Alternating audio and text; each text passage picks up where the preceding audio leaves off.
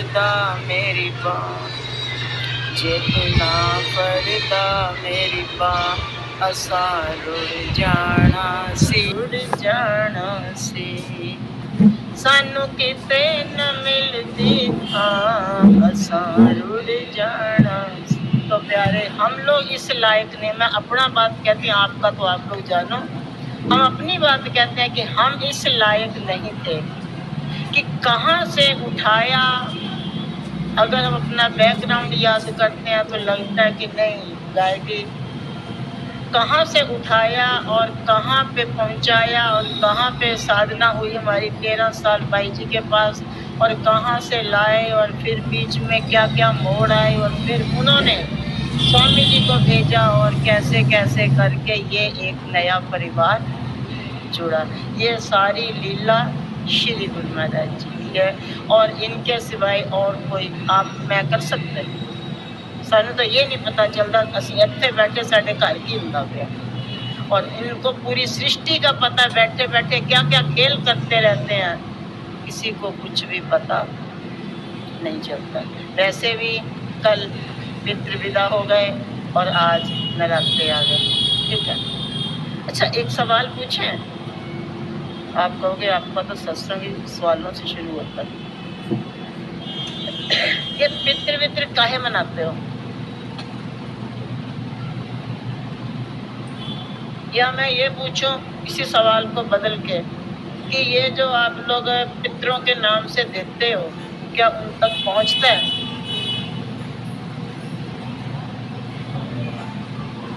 किसी ने देखा कि किसी के पितर ने आके कहा लिया तो मैंने समोसे आज खुआए, बहुत अच्छा मैंने मिल गया, ठीक है तो जिंदा है।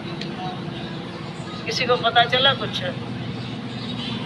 तो फिर आपको किस ढंग से श्री गुरु नानक देव जी के टाइम की बात है, कहीं विचरण पे चल रहे थे, आगे मेल गया सेठ धुनी चंद, वही श्राद्धों के दिन चल रहे थे और उसमें जो है कहता बाबा जी बैठो लंगर छको, आज मेरे बापू का श्राद्ध है। वो कहते अच्छा, कहते मैं तो खा लूंगा, पर ये दस कि मेरे देने खाने पे तेरे पिता को मिलेगा या नहीं मिलेगा? कहते क्यों नहीं मिलेगा महाराज, आप खाओगे तो मिलेगा नहीं, इसीलिए तो खिलाया जाता है। कहते पुत्र मेरे फला फला जंगल में चला जा, वहां पर एक शेर बैठा बूढ़ा, आज वो 5 दिन से भूखा है, उसको शिकार नहीं मिला क्योंकि बूढ़ा होने के कारण आग नहीं पा रहा है, और उसको शिकार मिला नहीं और वो बूढ़ा बैठा हुआ है। तो तुम जो है जरा उनको देखिए, वही तेरा बाप है। मेरा बाप शेर कैसे हो सकता है? कहते ये तो बाप से ही पूछ लियो जाके। बोला तो मैं जाऊंगा तो, पर वो शेर, पहली बात तो मैं उसके सामने कैसे जाऊंगा? कहते हम तुम्हें आशीर्वाद देते हैं, वो तुझे देख के कुछ नहीं गरजेगा, वैसे भी अब उसमें हिम्मत नहीं है गरजने की, बूढ़ा हो गया। तो तू जो है वहां चला जा, उससे कहना कि तुम मेरे को मिलो, मैं तुझसे बात करनी चाहता हूँ। किस ढंग से तुम बात करोगे ये तो तुम जानो, पर मैं तेरे से बात करना चाहता हूँ कि तुम कौन हो, क्योंकि गुरुमा जी पे बात पे भरोसा कौन करता है? आज का समय यही है। खैर उनके कहने पे अपने एक बच्चे को साथ ले गया और जंगल में पहुंचा। गुरुमा जी ने कहना तुसी इत्थे बैठना, गुरुमा जी के हाथ में बैठ आ जाता। चला गया वहां, तो वहां पे जब गया तो वहां मिल के आया, तो उसने प्रार्थना की गर्जा नहीं हो, तो उसको देख के शेर ने यूं सिर हिलाया और अपनी तरफ से इशारा किया कि आ जा। अब वो ही तो हिला सकता बेचारा, बुला तो पानी का नहीं। तो फिर क्योंकि गुरु महाराज जी का पीछे आशीर्वाद था, तो वो जो शेर था एक इंसानी आवाज में बोल पड़ा, कहते बेटा जो उन्होंने बताया ना, मैं वही तेरा पिता ही हूँ। क्योंकि मैंने अपने समय में जब मैं मानुष तन के अंदर रहता था, एक तो मैंने हेरा फेरी बहुत की, गोलमाल, इधर से इधर, इधर से इधर, इसका माल ले लिया, इसको दे दिया, इसका ले लिया, उसको झूठ बोल दिया, इसको कुछ झूठ। दूसरा, अगर इसने फिर पूछा तो इसको गुस्से में खाने को दौड़ो, आज कर लो यही कुछ, गुस्से में खा ले भाई जिसको खाएगा। लेकिन बेटा मैं अब सच में बूढ़ा हो गया हूँ, मैं कई दिनों से भूखा। तो सेठ धुनी चंद को थोड़ा दुख लगा कि मेरा पिता इस कंडीशन में और मैं तो हर साल करता रहा सब, ऐसे तक पहुंचा क्यों नहीं। फिर उसको जो है उसने कहा शेर ने कि बेटा जो तेरे घर में फकीर आए हैं ना उनके पास चला जा। हाँ, यहाँ हम एक बात याद करा दे, सॉरी, गुरु महाराज जी ने उसको एक जल दिया था शीशी में कि जब तेरी सारी बात हो जाए तो ये जल उस पर छिड़क देना ताकि उसकी मुक्ति हो जाए। तो सारी बात करने के बाद जब शेर ने उसको ये बात कही कि तेरे घर में जो फकीर आए हैं वो उच्च कोटि के हैं और तुम उनका पल्ला कभी न छोड़ना, तो तुम उनकी शरण में जाओ, शायद मेरा भी हो जाएगा कल्याण इसी चक्कर में, बाकी तो जो है सो है। सारी बात करने के बाद उसने जो वही गुरु महाराज जी वाला जो दिया हुआ जल था उसमें छींटा मारिया, शेर चला गया अपने घर और अर्थात उसकी मुक्ति हो गई। ये वापस आया, बहुत गुरु महाराज जी की शरण में पड़ा। तो गुरु महाराज जी ने भी पूछा और अब मैं भी आपसे ये बात पूछती हूँ, फिर अगर जब हमारा किया हुआ पितरों तक नहीं पहुँचता तो फिर क्या करना नहीं चाहिए? क्या कहते हो भाई लोगों?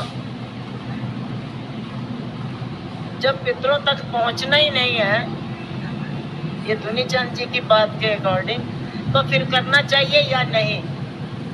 क्यों? पहुंचना तो है नहीं।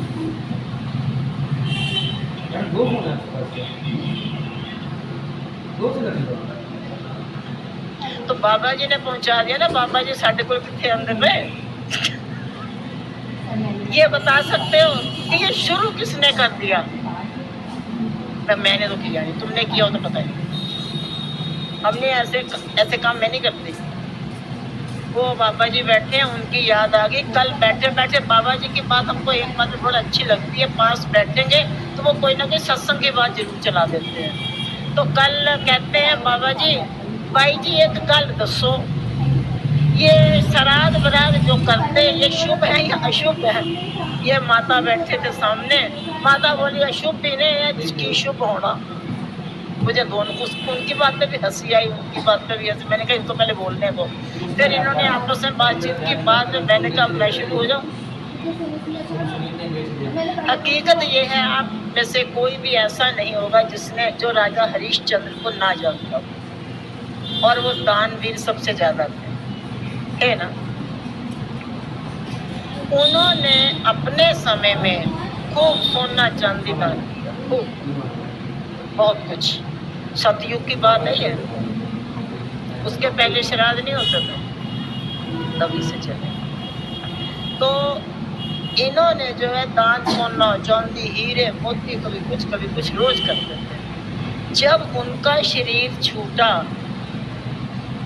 तो उनको जो है आगे जब पहुंचे तो सोना चांदी मिला गया खाने के लिए, अब इसी को खाओ, तुमने तो यही कुछ किया। वो बड़ा हैरान होया, कहता महाराज मैं सारी जिंदगी इन्हें दान पुण्य करता रहा तो मैनू अन्न नहीं मिलेगा? कहते तूने अन्न कभी दान ही नहीं किया, तूने सारी जिंदगी ये सब जवाहरात वगैरह ही दान करता रहा, तो अब यही तेरे सामने है, अब इसी के साथ ही गुजारा करना पड़ेगा। क्योंकि वो सत्यवादी था, इसलिए उसने बेनती की कि क्या आप मुझे 10-15 दिन की छुट्टी दे दोगे, वापस शरीर में भेज दो। अभी इतनी जल्दी तो संस्कार भी नहीं हुआ, अभी तो शरीर रखा तो मैं वापस उसमें प्रवेश कर। कई लोग आप लोग कहते हो ना, अरे वो बंदा मर गया सी फिर जिंदा हो गया, कई बार सुनने में आती कि नहीं आती बात, अरे वो फलानी माता मर गई थी, फिर बाद में कहते हैं कि धर्मराज ने कहा वो तेरी पास वाली ले जानी थी, नाम की कंफ्यूजिंग हो गई और वो मर गई पूरे। तो कई बार वापस, लेकिन सबसे पहले राजा हरिश्चंद्र थे, जाने के बाद वापस आए किसी कारणवश। कहते क्या करोगे तुम? कहते वो मेरी बात है, लेकिन जो है आप 15 दिन दे दो कुछ।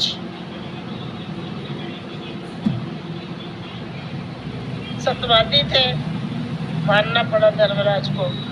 15 दिन के श्वास उनको वापस दिए गए। 15 दिन में वापस आने के बाद उन्होंने देह अंजल दान किया, अन्न जल कपड़ा जो भी उनको डेली रूटीन का जो सामान था यही दान करना शुरू किया। 15 दिन के बाद उनका शरीर छूट गया।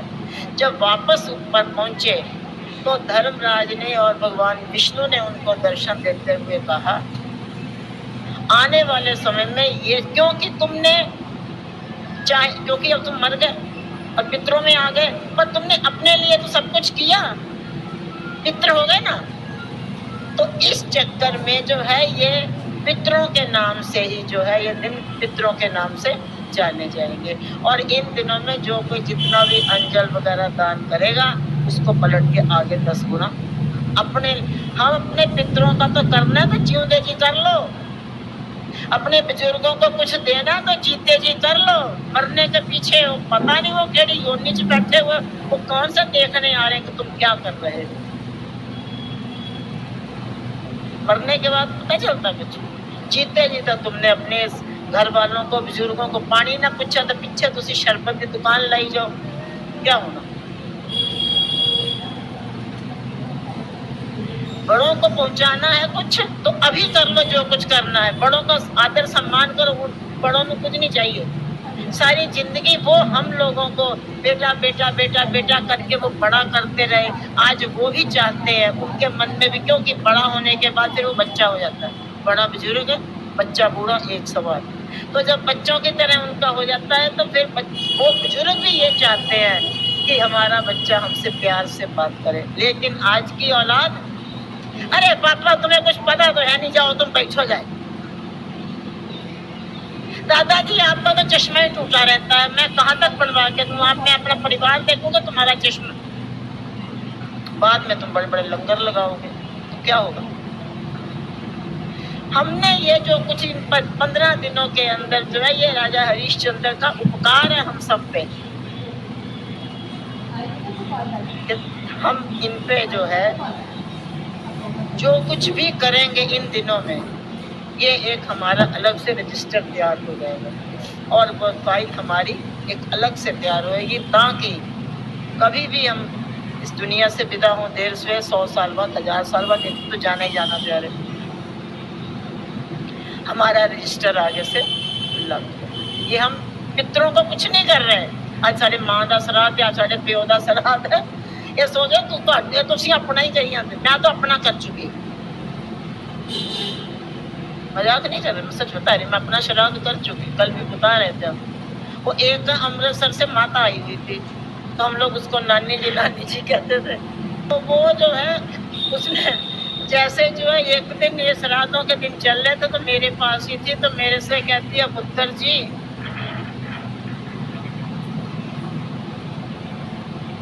बोली पुत्र जी मैं अमृतसर में थी तो लोग श्राद्ध करते थे, मुझे बुलाते थे, मैं जाती थी, खीर खाने को मिलती थी। अब यहाँ तो कोई श्राद्ध ही नहीं करता, अगर कोई करता तो अपने घरों में करता, कोई बुलाता ही नहीं, मुझे खीर ही नहीं मिलती।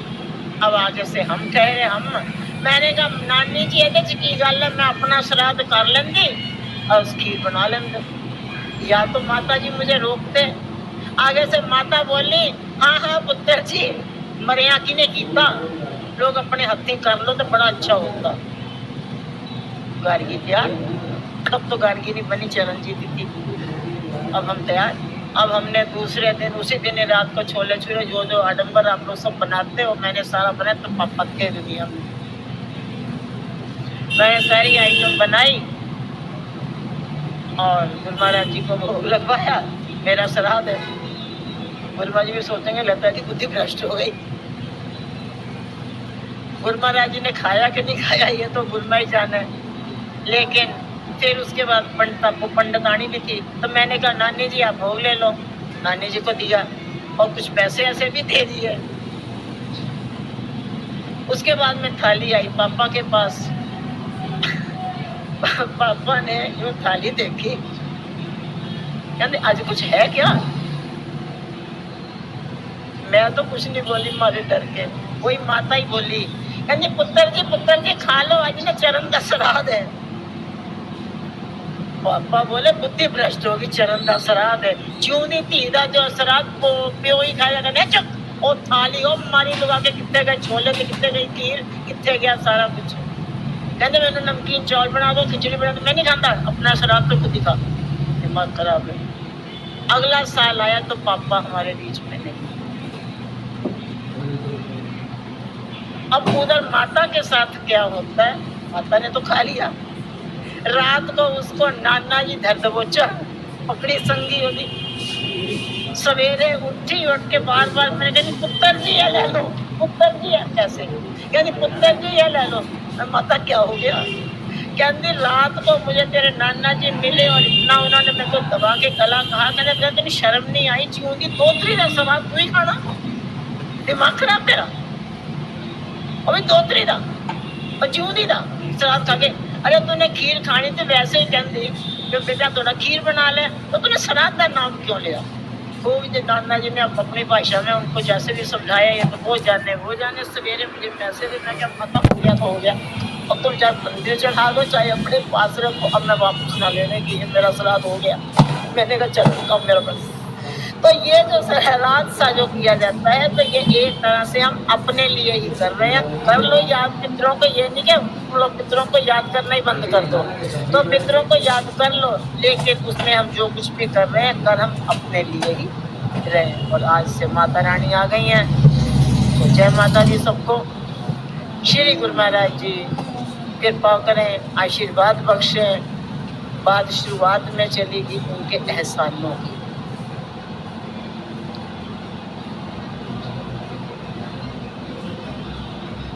कन्हैया ने अपने समय में किसी की मटकी फोड़ी, किसी का माखन चुराया, किसी का कुछ किया, किसी का वस्त्र चुराया, किसी का कुछ, उसने जो कुछ भी किया कुछ सिखाने के लिए।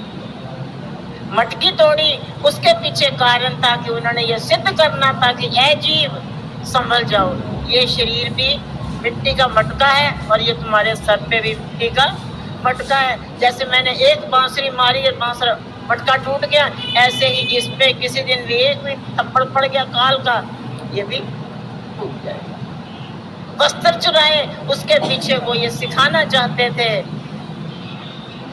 बहते जल में निर्वस्त्र नहीं नहाना चाहिए।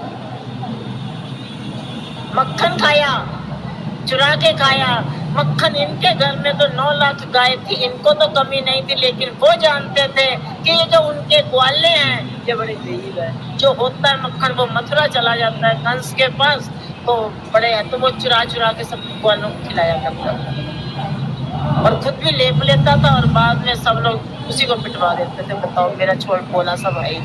लेकिन इतना सब कुछ हुआ, कुब्जा को सीधा किया, बिल्ली के बेर खाए। मैं उस समय पास नहीं थी, लेकिन जो हमारे साथ बीतेगा उसका तो हम प्रत्यक्ष प्रमाण में है ना। इसी बीच में एक हफ्ता 10 दिन के अंदर मेरे साथ 3 घटनाएं ऐसी घट गई हैं जिसमें हम इस लायक तो नहीं, लेकिन ये मान रहे हैं कि हमें दिखाई दे या ना दे, पर मैं उनकी नजरों में। एक दिन की बात है, हमारे जो नीचे के डेंचर थे ये टूट गए, मुंह के अंदर ही टूट गए। अब एक बार तो समझ में ना आई कि हुआ क्या। उसमें एक पीस छोटा था और एक पीस थोड़ा बड़ा था। तो ये जो छोटा पीस था वो गले में फंस नहीं जा रहा था, ईश्वर जाने कहां से गले में टॉन्सिल हो गए और उसने उसको रोक लिया और उसके बाद हमने निकाला, टॉन्सिल ठीक हो गया। हम हैरान है, वो अचानक टॉन्सिल ऐसे कैसे तो हुआ और कैसे गायब हो गया। दूसरा, अभी ये किसी को पता किसी को नहीं पता, मुंह का ऑपरेशन हुआ है और ये तो आप सब जानते ही हो कि पिछले 19-20 सालों से दांत हमारे नकली ही चल रहे हैं, इम्प्लांट लगे हुए थे। अब वो क्या है, नकली दांत होने की वजह से धीरे धीरे हड्डी घिस गई, खत्म हो गई। तो वो बार बार कहते हैं कि बार बार हम हड्डी नहीं ढूंढ पाएंगे तो तुम डेंचर फिक्स करवा दो। बीच में उसने मुझे बहुत डरा दिया, मैंने कहा बहन कर ले जो करेगी। अब फिक्स वाली बात आई, 6-7 डॉक्टरों की टीम बुलाई गई, डॉक्टर भी थे और कंपाउंडर वो सब लोग थे मिलजुल के, सब लोग। अब क्या हुआ, बीच में जो इम्प्लांट लगे उसी जगह तो और लगेगा नहीं, दूसरी जगह जो लगेगा तो उसमें बोन नहीं मिल रही। एक एक पॉइंट पे फोटो खींच रहे हैं, उसमें देख रहे हैं मशीन में, बोन यहाँ भी नहीं है, यहाँ भी नहीं है। और बार बार जो सुन की थी हड्डी वो भी खत्म हो रही है, 10 सुइयों पे सुइयां ठोक के जा रहे हैं। ये मेरा भाई जिसको आप लोग इतने इतने ब्लेम लगा देते हो, मटकी तोड़ गया, चुन्नी फाड़ गया, ये कर गया, वो कर गया। डॉक्टर का कहना है कि मैं लास्ट में उसने जब देखा तो कहता मैं वो फोटो को लगा के स्क्रीन पे देख रहा था, तभी मैंने देखा कि ये कोई छोटा सा बच्चा आया है और उसके हाथ में ऐसे बांसुरी सी है और वो ना फोटो पे लगा रहा है कि देखो यहाँ यहाँ यहाँ यहाँ यहाँ यहाँ हड्डी मिलेगी। 8 जगह पे पॉइंट मार गया और 8 जगह पे ही उन्होंने पॉइंट ढूंढा और फट से 1.5 घंटे में काम हो गया, जबकि पहले 1.5 घंटा खराब कर चुके थे। हम 3 घंटे तक मुंह खोले खोले थक गए थे। कैसे कहें कि वो अंग संग नहीं है? एक तो बात है कि हम बोल रहे हैं अंग संग सतगुरु सतगुरु, और एक है वो करके दिखा रहे हैं कि मालिक हमेशा हमारे साथ। तीसरा ये चश्मा, ये भी अभी हाल फिलहाल की बात है, जन्माष्टमी के बाद। ये छठी पे आप सब लोग जो भी आए थे उसमें हमारे ये नवीन भाई भी थे, ये भी आए। छठी पे बच्चा नया चश्मा बना के लाया, छठी 12 की थी, ठीक है। और 12 के बाद जो थोड़ा वो सेटेड बदलना और सारा कर करा करके हमको कपड़े धोने थे, कपड़े भी हो गए काफ़ी इकट्ठे। अब पानी गर्म डालते हैं तो कपड़े को निकाल के जब निचोड़ें तो उसमें स्टीम में फिर इसके आगे धुंधलापन आ जाता है, तो हमने इसको उतार के ड्रायर वाले कोने के ऊपर रख दिया खाने पे। लेकिन ना जाने कैसे गलती से वो कपड़े जो उसमें और डाले तो ये चश्मा भी फ्रिज के अंदर। पूरा 15 मिनट का है टाइमर उसका, 15 मिनट तक मशीन चलती रही और 15 मिनट तक चश्मा जी भी धुलते रहे। मेरे 5-7 मिनट के बाद मैं वो बच्चा पूछते हैं ये जो गए हैं कि माँ आपका चश्मा कहाँ?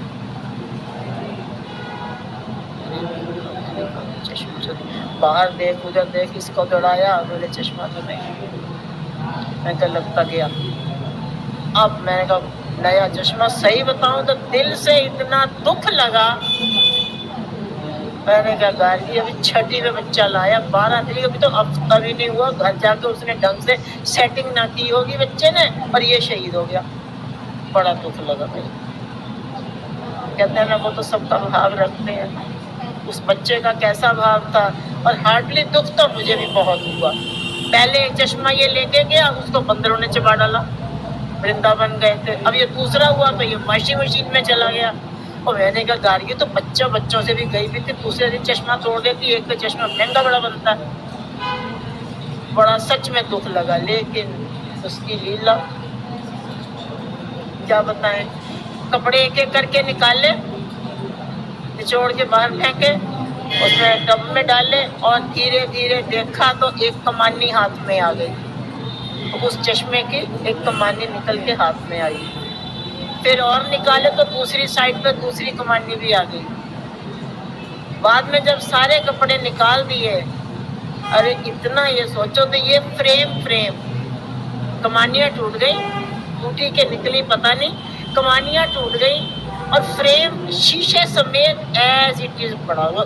शीशे पे एक भी स्क्रैच तक नहीं आया। अरे कम से कम मशीन का होता है, ये क्रूज के बटन होते हैं, पांचे होते हैं, स्क्रैच तो आ सकता था। इतना मुझे तसल्ली हुई। मैंने कहा नवीन को तो जब होगी जब बताएंगे तब होगी, जो भी होगी, लेकिन मुझे इतना रहा। मैंने गुरु महाराज जी उसी लाज रखी, मेरी हिम्मत नहीं पहनी, मैं उसको दोबारा को भाई वो शहीद हो गया। ये क्या हुआ? फिर वो इसके बिना तो बिल्कुल ही काला अक्षर, भैंस बराबर, भैंस कह लो, गाय कह लो, कुछ भी कह लो। उसके बाद में ये गया और फ्रेम, फिर उसने अभी तक हमने लगा, अभी इस बच्चे ने बदला है फ्रेम। चड्डा जी से बात हो रही थी, मैंने कहा अभी नवीन को बताना कुछ मत, केवल यही कहना भाई तो फ्रेम लिया। और वो फ्रेम फिर बदला गया। तो मालिक कैसे अंग संग साथ रह करके अपने समय में जब वो शरीर में थे तब उन्होंने कैसे कैसे लीलाएं की, लेकिन आज वो शरीरिक लीला तो समेट चुके हैं, लेकिन वो आज भी हम सबके साथ है। बड़ी पुरानी बात याद आ गई, हम सफेद कपड़ों में थे, 94 में ही चोला मिला, तो ये मेरे ख्याल 92 की बात है। नंगली साहब में हम लोग बरामदे में पोछा लगा रहे थे दरबार में। इतने में एक ये अंकल जी बैठे, इनसे भी बुजुर्ग बंदा आया और आके कहता मुझे ना मेरे गुरुजी से मिलना है। तब तक मंदिर बंद हो गया था, सोनलाल बाबा जी थे तब। तो बार बार कहे बाबा जी को, बाबा जी मुझे ना अपने गुरु जी से मिलना है। वो बोले तेरे गुरु का नाम क्या? नाम तो पता? कहते मुझे नहीं पता, कल मेरे घर आए थे, मुझे नाम दे के गए हैं और जो है मेरे को उनसे मिलना है। अब वो सोनलाल बाबा जी भी हमारे अपनी किस्म के हैं, अब तो थे में चले गए बेचारे। एक बार, दो बार, तीन बार डाला कि नाम बताओगे तभी तो मैं बताऊंगा कि वो कहाँ है। लास्ट में बाबा जी ने एक तीसरी युक्ति निकाली, कहते हैं देख भाई, अब ये लंगर की घंटी बजने वाली है या बज गई होगी, तो तू लंगर में जा, वहाँ सारे गुरु लोग आएंगे, तो तू उसमें अपना गुरु पहचान लियो। तब तक मंदिर मैं तेरे लिए खोल देता हूँ, तो मंदिर में दर्शन कर ले। तो उधर पीछे से खोल के हल्का सा उसको दर्शन करवा दिया। अरे भाई हम लोग वहीं थे, जो वो आदमी चिल्ला के रोया, कहता क्या ये इस रूप में है? ये तो कल मेरे घर में गए थे, मुझे नाम लेके गए और कैसे जाते मैं नंगली साहब मिलूंगा, इनसे को बाहर आए, मुझे बात शरीर में नहीं है, लेकिन तब भी जिसका भरोसा है, जिसका प्यार है, जिसने अपना आदर्श कायम रखा हुआ है, आज भी वो उसके साथ पग पग पे है, बशर्ते हमारा विश्वास डामाडोल ना हो। परीक्षाएं तो ये सबकी हुई हैं, राजा हरिश्चंद्र की कम हुई, राजा मोरध्वज की। आपसे मैं कहूँ अपने बेटे का सिर काट तो कहोगे तेरा दिमाग खराब, निकल यहाँ से। एक तरफ माँ, एक तरफ बाप, और बीच में ताम्रध्वज का सिर काट रहे हैं। हो सकता हम लोग कर सकते हैं, लेकिन आज राजा मोरध्वज का। तो प्यारे, श्री गुरु महाराज जी के उपकार, श्री गुरु महाराज जी की लीला, इन महापुरुषों की करनियां, इन्हीं की करनी का ही हम लोग खा रहे हैं। सीधी सी बात है, हमारी कमाई कुमाई किसी की कुछ ना है, हम अपनी बता रहे हैं, तुम लोगों की नहीं पता। ये मत सोच रहा हम लोग मेहनत करके दुकान में कमाते हैं जी, हमारी अपनी कमाई है। तुम्हारी दुकान में भी वो बरकत ना डाले तो देखे तुम कैसे कमाई करते हो, उसमें भी उन्हीं का आशीर्वाद सम्मिलित है। तो श्री गुरु महाराज जी की कृपा, उनका आशीर्वाद, उनकी रहमत कदम कदम पे अगर हमारे साथ ना हो तो प्यारे हम किसी भी लायक नहीं। या आप लोग हो आप लोग उनकी रहमत के बिना? मैं तो नहीं हूँ, आपका भी पता है। क्योंकि जब तक सिर पे होते हैं माँ बाप बेफिक्र, बच्चे बेफिक्र होते हैं। अरे पापा को तो देख लेंगे, और मम्मी है ना, मम्मी को बता दें। मम्मी ने एक बार क्या किया, मम्मी ने मुझे ये बात कहा था कि बेटा अगर तो किसी की सिर भी काट आएगी ना, पर मुझे बता दियो, मैं संभाल लूँगी। अब ऐसी बात ही हुई तो पास में हम लोग लड़कियां खेल रहे थे, छोटे ही थे, तो एक किरण लड़की, उससे मेरा झगड़ा हो गया, मारा, चांटा लग गया, जोर से लग गया आँख में। हम डर के मारे भागे आए, और मैंने आके घर में मम्मी से सबसे पहले बताया, मैं क्या मम्मी मैंने ना किरण के थप्पड़ मारा था, मेरे से लड़ रही थी, उसकी आँख में लग गया। तो मम्मी बोली कम से कम उसकी आँख में फूंक तो मार देती पागल। मैंने कहा मेरे को नहीं पता, मेरे को डर लग गया, मैं भागे। उसकी माँ किरण को साथ लेके जो आ गई, देखो तुम्हारी बेटी ने ये कर दिया, वो कर दिया। मम्मी बोले लड़ाई अपन बाद कर लेंगे, पहले इसके लोग आँख में ना कपड़ा रख के फूंक मारो, ज़्यादा कुछ नहीं हुआ होगा, कुदरत कृपा करेगी, श्री गुरु महाराज जी दया दृष्टि करेंगे, ऐसे परेशान ना होइए। कृपा यही रही, फूंक मारी, 2-4 बार मम्मी ने मारी। और तो माँ के भरोसे बेफिक्र में चांटा भी मारे, मम्मी देख लेंगे। और जब बच्चे खुद चाचा बनने लगते हैं, पापा पापा कहते थे, बहुत सुखी रहते थे। जब से पापा कहलाया है, जीवन में दुख आया। माँ बाप के भरोसे उनके सिर पे बच्चे जो ऐश ऐश तो माँ बाप के पैसों पे होती है प्यारे, अपनी कमाई से तो रोटी ही मुश्किल से चलती है। गलत कह रही हो तो बता देना। माँ बाप के पैसों पे, पापा हमको ये पैसे दो, हमने ये लेके आना, पापा बेचारा जो है टूटी जुत्ती खुद पा करके तो नवे जूते ले आ देगा। ऐश तो माँ बाप के पैसों पे होती है और अपनी कमाई में तो रोटी ही मुश्किल से चलती है। अगर गलत कह रहे हो तो बता दो। तो प्यारे, हम भी उनका दिया खा रहे हैं, उन्हीं के बच्चे हैं, उन्हीं के भरोसे हैं, जैसे भी वो रखे चले आएंगे। यहाँ से भी सुरेश भाई ने भी फ़ोन पे कहा, कहते आपके मुंह की ऐसी कंडीशन है, 15 टाँके लगे हुए हैं, तो आप देख लो शरीर पहले। मैंने कहा नहीं चलो देखते हैं जैसा भी है, और कोशिश करेंगे। फिर डॉक्टर को दिखाया, उसने कहा नहीं आप जाइए, थोड़ी सी चेंज भी हो जाएगा। खैर चले आए, आप सबसे मिलना था, है ना। तो प्यारे, हम सब उस मालिक के भरोसे हैं, उनके सहारे हैं। और एक उनका सहारा लेने पे एक और बात हो जाती है, वो क्या है,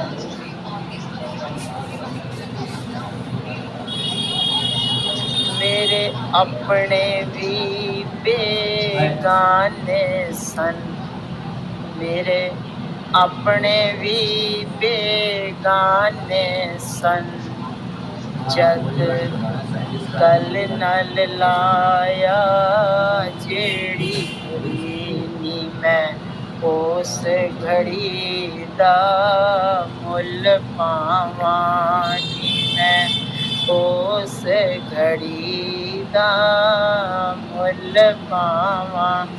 तेरे चरना च आई जेड़ी घड़ी, तेरे चरना च आई जेड़ी घड़ी, तेरे मिलने तो पहला की दसां। ये बात फैक्ट है।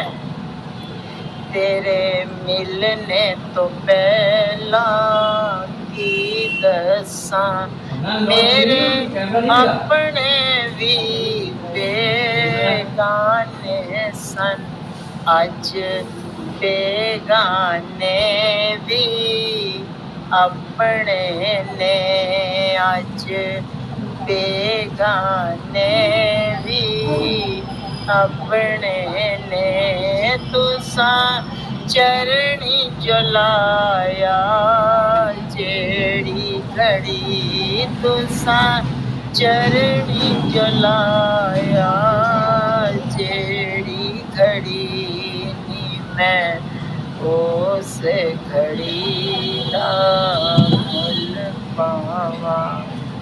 पहले अपने से ही परिवार में कई लोग बिगाड़ खत्ता हो जाता, ये है, अपने हो जाते हैं ना पराए। लेकिन जब हम गुरु महाराज जी की शरण में, मेरा आपसे कोई रिश्ता नहीं था, ईमानदारी से बताएं, और आप क्या मुझे जानते थे ना, मैं आपको जानती थी। लेकिन श्री गुरु महाराज जी की कृपा से, उनके श्री चरणों में आने के बाद आप सब लोग ऐसे लगते हो आप तो हमारे रिश्तेदार, पता नहीं कितने जन्मों का रिश्ता है, वो चाहे बेगाने लेकिन फिर भी अपने लगते हैं। तो ये मेरे मालिक की रहमत है, ये उनकी कृपा है। प्यारे, मुझे आज वापस भी जाना है, इसलिए वाणी को हम यही विराम देंगे। आज का ये जो लंगर किसकी तरफ से था, लंगर किसका था, मालपट वाले बहन जी, विनीता जी अभी तो बैठे थे, कहाँ चले गए पता नहीं।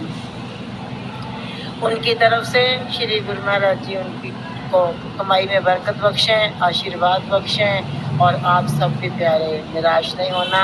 आप सब भी जिस जिस भाव से उनके श्री चरणों में आए हो, श्री गुरु महाराज जी आपको अपना प्यार और आशीर्वाद बख्शें। इसी के साथ ही वाणी को विराम देंगे। बोलो जयकारा बोल मेरे श्री गुरु महाराज जी की, बोल साचे दरबार की जय। श्री नंगली निवासी भगवान की, दयालु परमहंस दयाल महाराज की, घट घटवासी भगवान की।